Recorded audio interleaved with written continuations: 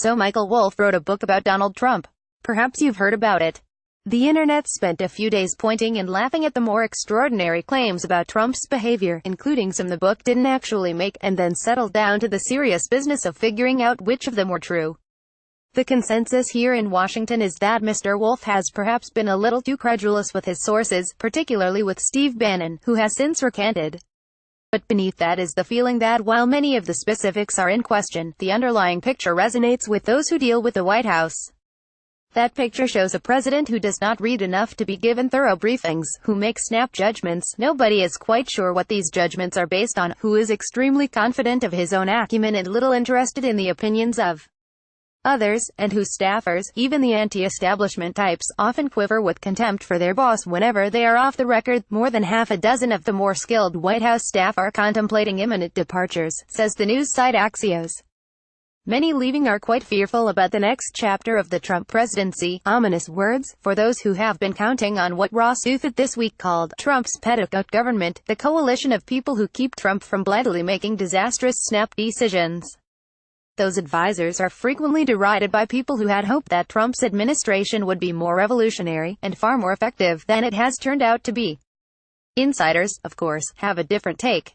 But while conceding that insiders are self-dealing and self-protective, and often blind to many important things, including their own blindness, I still maintain that you can't write off Trump's caretakers as simply counter-revolutionaries who have enfolded our new leader's noble ambitions in a stasis field of red tape. In fact, the outsiders whom people were counting on to drain the swamp needed startlingly little assistance to get themselves booted off the SS Trump as it headed into those murky waters. And even before those folks were thrown overboard, they proved no more effective than anyone else at steering the understaffed and rudderless vessel toward coherent policy change. There is a reason that the only successful major endeavor of the Trump administration so far has been a rather conventional Republican tax bill, and it's not that he was undone by his advisors. It's that a conventional Republican tax bill was about the only thing that Republicans in Congress could agree upon, barely, and pass, barely, without presidential leadership laying out detailed policy goals and rallying the public behind them. On foreign policy, of course, the president has more scope for action. But by a similar token, he has vastly more potential to blunder catastrophically, at the cost of millions of lives. Perhaps the foreign policy establishment is too cautious. Perhaps America could wring more concessions out of foreign leaders if we were more intransigent. But when errors on the aggressive side mean war, overcaution is an understandable posture, even if it means some financial cost, and some missed opportunities to enjoy swashbuckling triumphalism. We saw what those sorts of errors looked like in our second showdown with Iraq. Having seen, how many of us are eager for the nuclear sequel to the Korean War? Even if that isn't the most likely outcome, even if the probability remains small, it's the sort of thing you want to go a long way to avoid. During the campaign, his supporters seemed to agree with this premise. Over and over, I was informed that Trump was the alternative to establishment Republicans who engaged in gratuitous military adventurism. Now, when left to his own devices, he seems to positively enjoy goading a nuclear-armed enemy. Which raises the question, what happens if he's left to his own devices? What happens if those advisors actually do leave?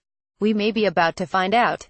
Why stay with the administration? At this point, it's clear to everyone who might become any sort of policy advisor that there is no hope for a grand master plan of anything, no hope of getting any expansive policy agenda to catch Trump's extremely limited attentional bandwidth. That's true whether you're a MAGA America Firster or a conventional Republican. It's also clear that Trump has lost a great deal of political capital, limiting legislative options even if he would listen to his most ambitious and savvy advisors.